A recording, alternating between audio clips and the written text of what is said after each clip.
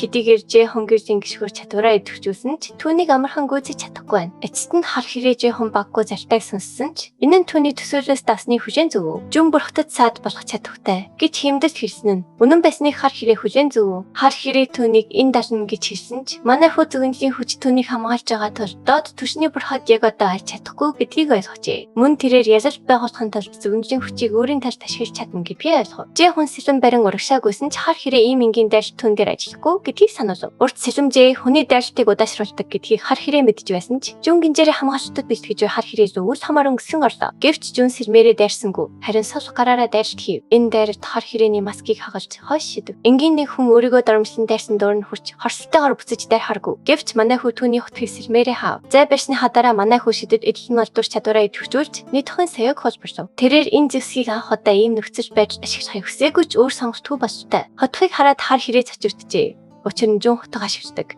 Ялангуяа ийм хүчтэй ортой хотогтой гэж түүнд хинч хэлээгүй. Жүн хотог хараад хар хэрэг яагаад ийм их сандарсныг ахаж мөн түүний сонор сэрэмж солирсныг анзаарав. Манай хүү цахилгаан гинжнүүдэд идэвхжүүлж мангасан гарыг орон гинж ашиглахыг нь зогсоолоо. Гэрлийн гişгүр чадвараа ашиглан манай хүү түүний зүг дайрч хотгоороо хэд хэдэн зөхөлдөг. Нитогийн саяаны нөлөө оддгүй идэвхжиж дайсанд хорин хөрс очросон Жэхний сэтгэлд нийцжээ. Эцэст нь хар хэрэг цавсгаан гинжнээс мууж харж Жэхон нитогийн саяаны хүчийг ашиглаж чадж байгаа дуурсав. Тэрээр Жэхон руу дайр харгүйсэн ч манай хүү хэд хэдэн цавсгаан гинж шидэв. Гэвч хар хэрэг цавсгаан гинжнүүдийг өөрийн гинжээр хааж архив. Өдөлгүй хар хэрэг удааширч эхлэв. Тиймээс Жэхэн хорны улмаас хөдөлгөхөд хүндрэлтэй байгаа сануулж энэ нь нөхцөл байдал иргэснийг итгэж байв. Үл хамааран хар хэрэг Жэхонийг хамтарч чадхаар тангаар авсан ч манай хүү түүнийг ямар ч байсан аж чадахгүй гэдгийг санаалав. Хар хэрэг өөрийг нь ална гэж хэлээгүй гэдгээ тодруулаад түүний хажуугаар гүйж энэ рүү зөвлөв. Түүнд хүрэхээс өмнө өөрийнхөө эргэн тойронд манан сад идэвхжүүлсэн ч хар хэрэг түгээр нь амархан нэвтрэв. Хотгоноос жирэхэд энэ хамгаалалт нэвтэрсэн жигтэй цочирдсан байдалтай зогсно. Төд өдөлгүй мөргөж төхөйд дэлбэрч болж норнер систем Жэхонд одны хэрэг амжилттай ялныг мэдээлв. Тэрээр мөн одны бүх хэрэг устгах тусгай даалгаврыг биелүүлэхэд нэг оноогоор ойртож түвшин агснаа дуулсан. Жэхон энэ содж яхад энэ отоноос гарч ирээд түүн лүгүүж очив. Тэрээр нэг дор хитих манай ашигснаа ойлгоход одолгүй түүний твэрч тохон алтан өнөө. Жэхнийг твэрсэн энэ хоромж дүнжинд байх. Уян дайртын үеийн шиг дахин юу ч хийж чадаагүй дэ өөрийгөө зэмлэв. Хэдэн цагийн өмнөх дурсан жаар южин буудалтай эргэн ирж асуухан тулд хамаг зоригоо цогдуулсан ч Жэхон загуу царайж байсныг бодов. Энэ нь түүний дургүй гэхэд хүргэж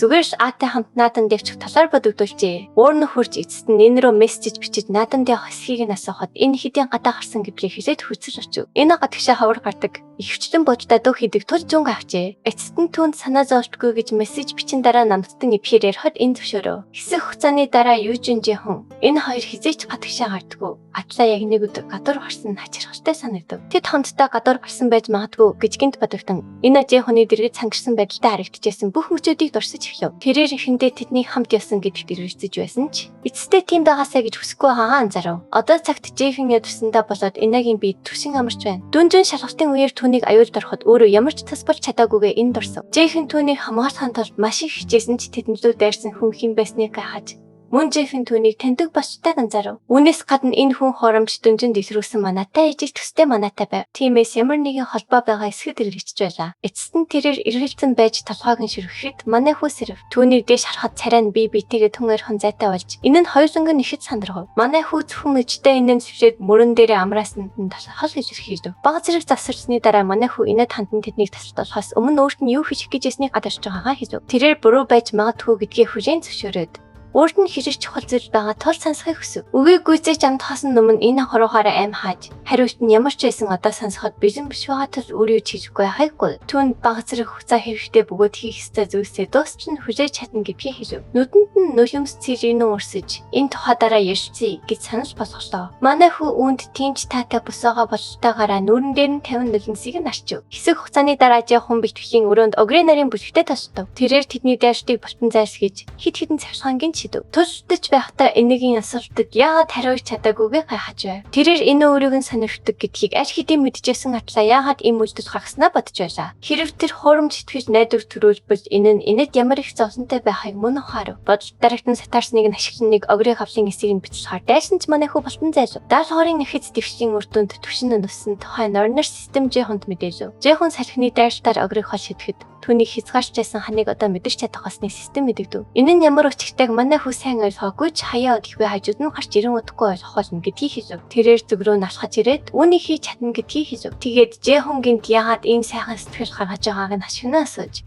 Энэ нь түүнийг өөрийг нь өөр дархан явах гэж байгаа мэт санагдуулв. Жэхон түүний зааж мэхэн давтахгүй гэдгийг хэлв. Тэрээр огт хонч тоосон шинжгүй харагдав. Гэвч цаашид юу болохыг мэддэг учраас Жэхэн ирээдүйд түүний оршиход ямар нэгэн үн цэнгүй байгаасэ гэж татрах хүсэж байлаа. Хэсэг хугацааны дараа хэн манай хүү дээр ирэв. Хэн өөрийгөө гардын химээх сахлын өдөртөг чимээн танилцуулахад энэ бол академида тазааны урсгаараа хамгийн хүчтэй салбар гэдгийг Жэхэн өмнө сонссон байснаа санав. Хүн өдөртөгч байгаад нь сэтгэвч төрсөн ч түүнийг сул дараа хിവэр байна гэж бодож байв. Хүн гардын салбарт эсвэлэх сайхан санал байгааг Жэхэнд хэрэг гэсэн ч Жэхонийг зүгээр нэг хуурч чадахгүй. Учир нь тэр өөрийнх нь салбарт эсэх ёстой гэж эсэргүүцсэн Жэн түүний яриг тасалдав. Төд удалгүй Жэхүв гарч ирээд гархан салбар Жэхоныг авах гэж байгаа. Тул хотлоо ирэх засаахыг шаардав. Эцэст нь Жэхэн бүгд харж байгаа тул үүнийгээ зогсоохыг өдөртөгчдөд хийв. Тэрээр өөр юм хэлэх гэж дөрөвдүгээр байрын салбарын өдөртөгч Жин гарч ирэн өөрийгөө 3 дахь нууц салбарын өдөртөгч хэмээн Жэхэнд танилцуулав. Өмнөх амьдралдаа бусад залуусын нэрийг сонссон байсан ч энэ нэмэгтэйг танихгүй байсан тул манай хүү гайхав. Жин манай хүү дээр түүнийг ирсүүлж гэж биш зүгээр ч танилцахаар ирсэн гэдгээ мэдгэсэн ч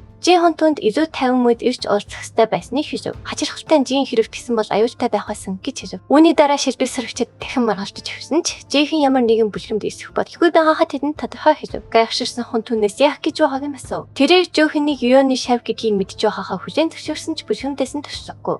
Дайчид маш бага гарааны рангтай байх нь төвөгтэй байхыг санаалав. Тодорхойч хэлэхэд манай залуу ямар нэгэн бүлгэмд ирсэхгүй гэж хэлээгүй гэдгийг тайлбарлав. Одоо өөрсөн Жүг манай залуугийн цанцнаас барьж аваад юу яриад байгааг нь асуухад манай залуугийн тасрыг хавар харгаж Жүгт хандан ингэж шохон давцгүй байх нь хоёулантан дээр гэдгийг шулуухан хэлв. Гайхширсан Жүг түүнээс гараа тавив. Ингээд Жэхэн өөрийн гэсэн бүлгэн байгуулахаа мэдэгдэв. Хэсэг хугацааны дараа өдөртөгчид өөр нэг уулзалтад цугж Жүг нэгдүгээр курсын оюутан бүлгэн байгуулна гэдэг утгагүй учраас Жэхэн гацарсан болов гэж гайхав. Хүн өнийг ойлгохгүй байгаагаа зөвшөөрсөн ч академийн дүрм дүүнийг хоригсон дүрм байхгүй. Бас хүлээн зөвшөөрөв. Бодит байдал дээр бүлгэн өдөртөхөд маш их зүйл ордог.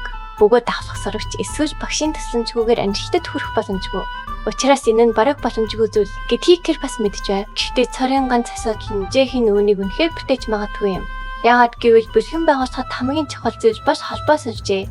Академийн дотор фракц, мөнгөм бүгд л маш чадварлаг, алдартай хүмүүс болох Жэхэний найзуудыг бодоход Жэхэн яагаад эхнээсээ тэд хэрэггүй байсны шилдэг сорогчд тодорхой ойлгосон бололтой. Зүйе энэ бүхэн замбраагүй гэж болох юм гэж харамсаж хүн төжилгөөгөө өөрчлөхийг санал болгов. Жэхэн зөвхөн найз нөхдийнхөө тусламжтайгаар академийн тэнцвэрийг албагдуулж чадах. Тус хүн амьд үлдэх арга замыг бодож алхахыг санал болгож өөрийн бүлгмийн тусламжийг санал болгов. Хүн конглоор өнгөрч явахдаа Жэхэн цамцнаасаа тавихыг хэрхэн санал хийснийг санаж энэ бол тэр эйн одоогийн өдөртөгч чүүнээс хойш 2 дахь удаагийн тэдний шийдвэрлэх ёстой асар том асуудал гэдгийг ойлгов. Хэсэг хугацааны дараа Южин манай залууг тэднийг цуглуулж мэдээ дуусгасны дараа бүлгэн байгуулах хүсэлтэй байгааг мэдээд цэцэрцэнээ илэрхийлв. Тэрээр одоо байгаа бүлгэм дэсэж ахлах сөрөгчдийн дор хүчээр орох шаардлагагүй гэж бодож байгаагаа тайлбарласан ч хоон тэд дөнгөж нэгдүгээр курсынхан бөгөөд бусад бүлгэмүүд тэдийг хоршлох гэж орчдол муу байх болно гэдгийг санаалав. Жанман бусад сөрөгчдтэй тарчдах санааг аимшигтай гэж үзсэн бөгөөд сайж Жэхүнгээс энэ нь түнд мөнгө авчрах хэсгийг асуув. Эцэст нь Жэхүн бусад бүлгэмүүд тэдэнд юу ч хийж чадахгүй тул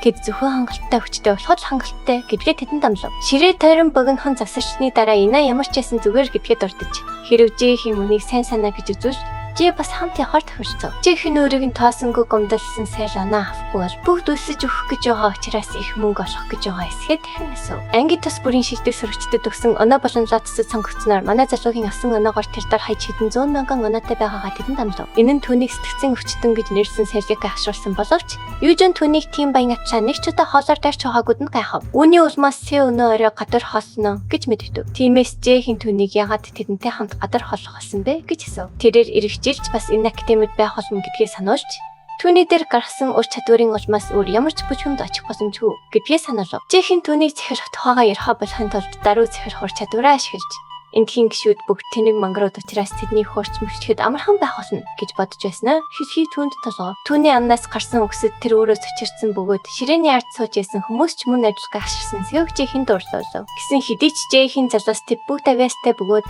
хэрвээ авьяасаа хөгжүүлэхийн тулд бүлгэн дагуулж чадвал одоо толгойч би ханыг амархан давж чадна гэдгийг сануулв. Хоёрын даруй Жэхэнд үнж байхад хангаруулж дараагийн удаа ямар нэгэн асуудал ороход Жэхэнийг аврахгүй байх хангалттай хүчтэй байхыг зорж энэ ч мөн адил үнийг хийв. Энэ хооронд Южин сайж үнээс болж муухай мэдрэмж төрж байна гэж шинээд түүнийг юу гэж бодож байгааг асуув. Сойж ийм байдлаар инээмсэглэж буй Жэхүн үргэлж түүнд азхуудлах чирдэг гэдэгтээ санал нэгдэв. Гэвч манай залуу өвшийн харцтайгаар тэдэнд лөө ирэхэд тэд чимээгүй болцгоо. Жэхүн тэдэнд илүү хүчтэй болохын тулд шаргуу ажиллах хэрэгтэй гэдгийг хэлээд энэ ташбар бараг сонголтгүйгээр түүний бүсгүнг эсгэсхийг нь асуув. Хэсэг хугацааны дараа бүжиглэл академийн янз бүрийн тоног төхөөрөмж, ширдэг артефактуудтай фитнесийн байгууламжууд хэмээс академийн сургуулийн байранд очив. Зөвхөн ширдэг сорогчид болон тэдний найзууд орохыг зөвшөөрдөг. Дасгал хийж ядэрсэн Южан Жэхүнийг хараад явахад түүний хажууд амьсгадан хөвтөж байв. Хон булчин тастад хайцсан шиг санагдаж байгаа тул өнөөдрийн бэлтгэлээ дуусгахыг санал болгосон ч манай залуу ингэж иш хүчтэй болдог гэж зүтгэв. Жаннипхи хундар тойруулсан тарах өрөө хүлээсэн бөгөөд сорь түүнийг өрөвч гэж буруутгасан ч тэрээр байждааны төлөлийн сонсогч биш гэпхээ сануулв. Жэхүн тэдэнд бүгдд нь дахин 2 сет нэмжгөөд энэ зал яагаад онцгой болохыг бодож үзв. Учир нь оюутнуудад хүчтэй болоход нь тасчхан тулд энэ газар татварлын хүчийг нэмэгдүүлсэн байна. Ойролцоох энэ хүндийн өргөлтийг өргөжлүүлэн хийж явахад Жэхүн тэр рүү харав. Тэрээр хэрээтэй холбоотой гарсан явдлыг санаж энэ зүйл дахин давтагдаж магадгүй гэж санаа зовж байв. Тиймээс тэрээр найзуудтай өөртөө дарамт болохгүй тулд боломжит хамгийн богино хугацаанд хүчтэй болоход нь тусалж цаг нь болоход зүгтж чадхаар болох нь цорын ганц зүйл гэж шийдэв. Үүний дараа манай залуу багшаагаа харахаар лотос гэрт рүү очиж тэрээр эцэст нь түүнээс өөр гэлтрүү ирсэх гэж байгаа эсхийг нь асуув. Юу гэсэн болохыг нь асуухад тэрээр коридор түнтэй уулзаж нэг тогийн саяг өгөхөр санаж болгосныг мэдэж байгаагаа илчлэв. Эцэст нь манай залуу баригдсанаа хүлээн зөвшөөрч хэрэг явахыг хүсэж байна гэж хэлвэл түүнийг явуулах эсхийг нь асуув. Сиан хизээч явуулахгүй. Ясангуяа коридорын гэлт рүү хизээч явахгүй гэдгийг хэлв. Тийм юм бол яагаад асуусан бэ гэж Жэхүн асуув. Тиймээс тэрээр хинч түүнийг тэднээс булааж авахыг хизээч зөвшөөрөхгүй бөгөөд өрсөлдөж бичин өөрийнх нь шавыг аваад явахыг зөвшөөрөхгүй гэвч хэлхийн тулд асуусан гэдгийг хэлв. Тэр босож ирээд Жэхиний царайг өөртөө ойртуулж түнд одоо байгаа давуу эрхээс Срангийн артефактын төлөө шалдах ямар шалтгаан байхгүй сануулв. Энэ нь Срангийн артефактын оронд бүрэн дүүрэн байж чадахгүй гэвч хүлээн зөвшөөрсөн ч түүний хүссэн бүх гомдлыг биелүүлдэг учраас түүнтэй хамт байснаар ямар ч хохир самсгүй гэдэгт итгэлтэй байна гэв. Манай залуу үүнтэй санал нийлж түүнийг энд байхад явах газаргүй учир явах бодлого байснаа хүлээн зөвшөөрөв. Сянгун түүнийг сайн ходж гэж хашгиран буруутгаж хотлоо ярианд нь бараг итгэх шасан гэдгийг хэлэхэд Жэхүн үүнд харамсалтай байна гэж хашгиран хариулв. Өдөрч өгөө манай залуу хаймдал гадаа майх харах хэмжээний үеэр өөрийг нь тавтлах болно гэдгийг санаж боломжит хувилбар бүрт өөрийгөө бэлтгэх хэрэгтэй гэдгийг ухамсарлав. Гадаа майхлах гарах хэмжээний өдөр оюутнуудыг арах хэмжээ болох газар руу зөөрлөв. Автобусанд явж байхдаа Жэхүн найзуудтай энэ бол тэдний бүлхмийг эхлүүлэх арах хэмжээ учраас сайхан байхыг сануулв. Хоёрын сэтгэл өндөрн зөвшөөрсөн ч Сажижаныг алхахтан жижигхэ болохыг хэлэхэд тэрээр энэ нь яг л жинхэнэ зүйл шиг санагдаж айж байна гэдгийг хэлв. Юунтэд одоо жинхэнэ Монгосуудтай толдох болно гэдэгтээ санал нийлсэн ч бусад дайчид ирж Монгосуудын ихэнхдээ аш хэдийн тэмцсэн гэдгийг нэмж хэлв. Гэсэн хэдий ч энэ нь аюулгүй байх болно гэсэн үг биш юм. Удалгүй энэ юунаас ягаад тэдний бүлхэм диск гэдэг нэрийг сонгосон бөгөөд энэ танд дуртай эсхийг нь асуув. Манай залуу Норвегийн дамууц зүйд эс гэдэг тоо маш бэлтгэлийн шин чанартай байдаг учраас техникийн хувьд эс гэдэг тоонд дургүй гэдгээ хүлээн зөвшөөрөв. Тэрээр эс гэдэг тоонд хамгийн их дургүй учраас түүнийг сонгосон гэж тайлбарласан нь Юна болон Южан нарыг илүү их төрөвдүүлжээ. Тэд өдөлгүй майх хоригдсон хотын ор хаалганд хүрч юм бусдад одоо аюулгүй байха болсныг сануулв. Тиймээс тэрээр тэдэнд анхааралтай байхыг сануулв. Эзүүрч чархагдсан дайгуу хотын гүнд хуганы хэрэг өгсөн тухай хэмдэлд мэдэгдэхэд хэмдэл үүнийг сонирхолтой гэж үзв. Хэсэг хугацааны дараа дэлхийн ирээдэр нэвтрүүлэх төвтлөгч зарим зочдыг өрч Исландын агуу торон гарсан явдлын талаар ярьжээ. Тэрээр балаг болон дэлхийн анхны эсрэгчийн мажигч Камилаг өрөв. Балаг үргэлжийн хайд зуртай харагдах боловч Камила нэвтрүүлэгт оролцож байгаадаа баяртай харагдана. Камила Европын холбооны нүүр царай болж байгаа тул бие зүү авч явахыг балагт сануулах гэж оролцсон ч тэдний ширтэж буй хайнуудын нүднээс тэдний хүндэтгэхгүй байгаа нь эрт харагдаж байна гэж балаг түүнд хэлв. Үзэгчид сэжвтэй харагдаж байгааг Камила зөвшөөрсөн ч түүнд бас хэтэрхий ашиглахгүй байхаар зөвлөв. Европын холбоо турах гэрэмцэн хэргийн ард байгаа гэж эдгээр хүмүүс үзэж байгааг балаг бодож үтсэн бөгөөд хэрэг гарах үед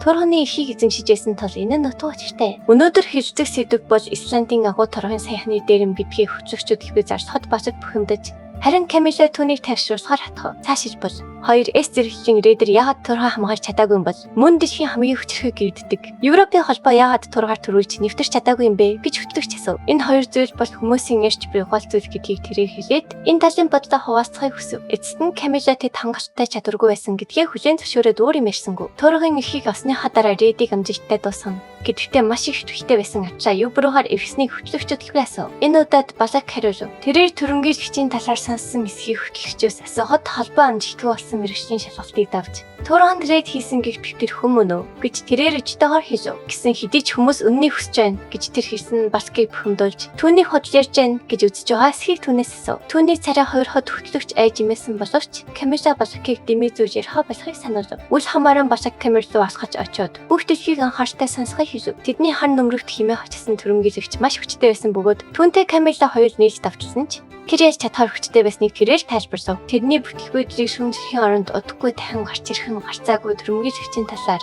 ямар нэг зүйл хийхийг тэрээр тэдэнд сануулв. Үүний зэрэгцээ гадаа болж буй арга хэмжээнд дээр багш оюутнуудад энэ арга хэмжээ тэдний мэддэг цаашдын амьдралд нөлөөлнө гэдгийг хэлв. Энэхүү хээрийн аялалд 1-7 хоног үргэлжлэх бөгөөд тэд циркэлтэй гишүүдтэйгээ хамтран ажиллах ёстой боловч зөвхөн тас бүрдэн тарааж өгч буй амьд үлдэх бацыг авах болно гэдгийг тэрээр тайлбарлав. Тэд сурсан зүйлээрээ мангасуудыг агнах ёстой боловч хасагдахгүй тул базаас 50 км-с хол ярьж асахгүй. Тэдний ихний даалгавар бол агуу рейдер болох боломжтойгоо батлахын тулд амьд үлдэх явдал бөгөөд хоёр татаал хорн хугацаанд нь аль болох олон мангас саринж унагсан читнуудыг навчрах явдал гэж багш нь хэлв. Мангасын зэрэглэл өндөр байх тусам илүү олон оноо холовч авинорын үеэр битггүй байхыг хичээж болгоомжгүй байхыг анхааруулв. Ямар нэгэн яаштай тасламжийн үед ямар нэгэн зүйлээс айх хэрэггүй. Учир нь багш өргөж орхон байх болно гэж тэдэнд хэлв. Онцгой байдлыг нөөхгүйгээр багш дээр очиж хэлхийг багш тэдэнд анхааруулв. Заршил дууссаны дараа тэдэнд эвний эхийн бэлэг тэмдэг болгон бүгжгсэн бөгөөд манай хүү сэрклийн гишүүдтэй төлөвлөгөөний дагуу хөдөлгөхийг хэлв. Тэдний хөдлөх хооронд хуган ойроос ажиллаж байгаад бүх зүйл эхэллээ гэж хэлв. Өдөлгүй тэд бааз болгон ашиглахад тохиромжтой газар алсан бөгөөд